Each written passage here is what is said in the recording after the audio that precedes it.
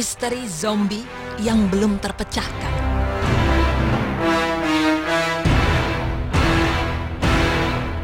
Pemirsa beriman, apa yang Anda bayangkan jika mendengar kata zombie?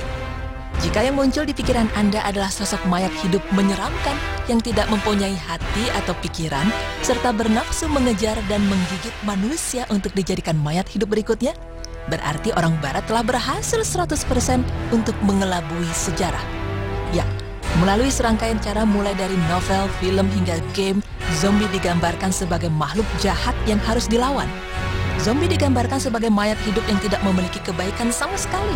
Bahkan, zombie juga diibaratkan sebagai makhluk jahat yang harus dilawan atau diberantas. Nah, pemirsa, namun benarkah zombie dalam dunia nyata seperti yang digambarkan selama ini?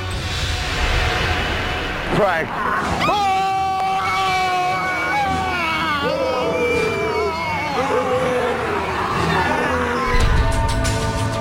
Ternyata, zombie yang sebenarnya adalah seorang pahlawan Islam. Ya, zombie merupakan nama salah seorang pejuang Islam di wilayah Amerika Selatan, tepatnya di Brazil. Zombie merupakan komandan pasukan Islam yang gagah berani yang telah berjasa menyebarkan agama Islam di negeri Samba. Bahkan secara bertahap, zombie bersama para ulama setempat sukses mendirikan sebuah daulah Islamiyah di Brazil. Lalu bagaimana awal mula munculnya zombie dan bagaimana kisah selengkapnya? Berikut tim berita Islami masa kini memaparkannya.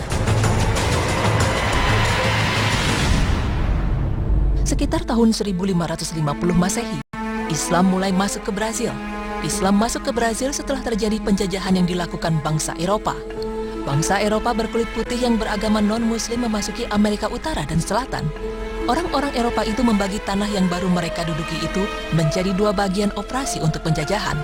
Bahkan, Amerika Utara dikuasai oleh orang-orang Inggris, sedangkan Prancis dan wilayah selatan diduduki oleh Portugis dan Spanyol. Imperialis Portugis kala itu mengambil bagian di Brazil yang luas dan kaya. Orang Portugis benar-benar menjajah bangsa Brazil dengan kekejaman yang nyata.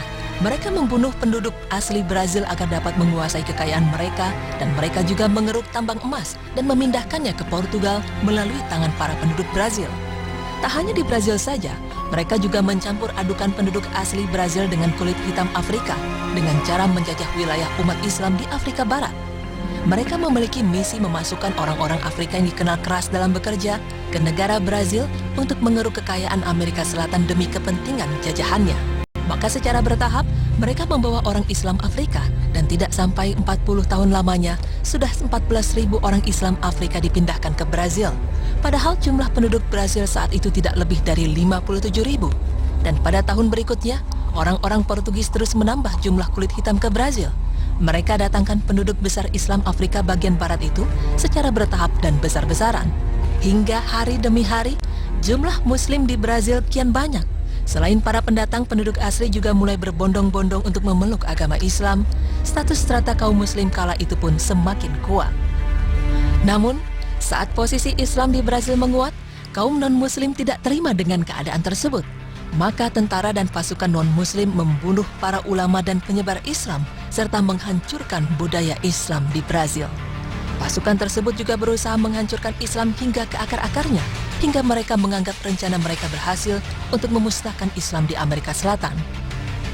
Dalam kondisi mengkhawatirkan, yakni hancurnya peradaban Islam di Brazil pada 1643 silam, muncullah pejuang Islam bernama Zombie.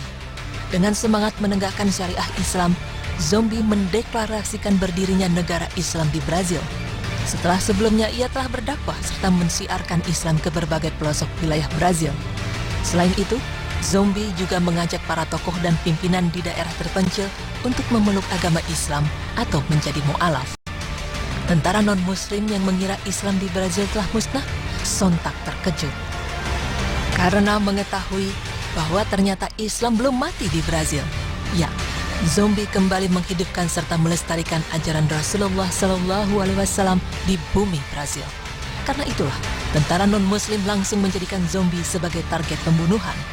Mengetahui perkembangan yang luar biasa dari Islam, pihak Portugis pun melancarkan peperangan kepada negara kecil yang sedang berkembang di benua Amerika kala itu. Namun dengan kuasa dan kebesaran Allah Subhanahu wa Ta'ala, Zombie bersama umat Islam Brazil pada peperangan pertama berhasil mengalahkan penjajah hingga berkembang luaslah wilayah mereka. Bahkan, zombie juga dapat menaklukkan 20 daerah di wilayah negara bagian Bahia di Brazil, sehingga terus berlangsunglah negara Islam Brazil ini kurang lebih 50 tahun lamanya. Perjuangan Muslim kulit hitam melawan imperialis terus berlangsung hingga Kekaisaran Portugis yang menancapkan pengaruhnya untuk memadamkan perkembangan Islam yang semakin membesar. Maka kemudian dikirimlah Angkatan Laut Kekaisaran di Eropa untuk membantu Portugis dalam membumi hanguskan benih-benih revolusi Islam pada 1695 Masehi. Hingga para pejuang Islam pun gugur satu persatu dan imperialis Portugis semakin mengibarkan bendera kekuasaan mereka di tanah Brazil. Namun, zombie sang pejuang Islam tidak hanya dimusuhi di kala itu, bahkan namanya juga diputar-balikan faktanya di abad modern seperti sekarang ini. Masyarakat dunia dipaksa takut dengan penggambaran sosok zombie yang ditampilkan oleh musuh-musuh Islam sebagai makhluk perusak buruk rupa. Padahal kisah sebenarnya, zombie adalah seorang komandan Islam yang gagah dan pemberani yang telah berjasa menghidupkan agama Islam di Brazil. Nah pemirsa, masihkah kita umat Islam mau mengira bahwa zombie adalah makhluk menakutkan dan jahat? Wallahu a'lam bishawab.